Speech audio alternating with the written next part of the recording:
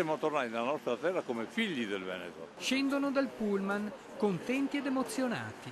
Il Veneto è la loro terra d'origine per questi sardi provenienti da Arborea, una volta chiamata Mussolinia di Sardegna, la prima città di fondazione creata dal fascismo. Mentre i lavori di bonifica Mussolinia di Sardegna sono ormai prossimi al loro compimento, che avverrà nel 1937, le campagne già bonificate aumentano ogni anno la loro produttività. Dalle nostre terre i loro genitori, quasi tutti contadini, sono partiti per bonificare e colonizzare un'area di quasi 20.000 ettari nella provincia di Oristano. Un tempo desolata dalla palude e dalla malaria. Un lavoro immenso in un territorio che nel 28 era in gran parte occupato da stagni ed acquitrini. Accendi la candela, Trevisano nel mondo.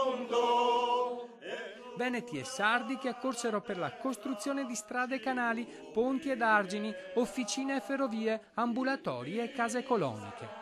Una sessantina di quei discendenti sono tornati a visitare i paesi d'origine dei loro cari. I miei genitori sono nati a Gorgo del Monticano. Quando mia mamma è arrivata in Sardegna si è messo a piangere perché il Veneto era verde e rigoglioso, la Sardegna era arida e secca. C'era niente e polenta e niente, un po' qualcosa del genere, quindi sono stati anni durissimi per le nostre famiglie. È stata dura, però alla fine ne hanno raccolto i frutti di tanta fatica. Io dico, abbiamo raccolto i frutti, sì. Abbiamo un allevamento di circa 500 capi di bestiame, capito? Produciamo oltre 20.000 quintali di latte all'anno. Tornare qui in Veneto, cosa significa per lei?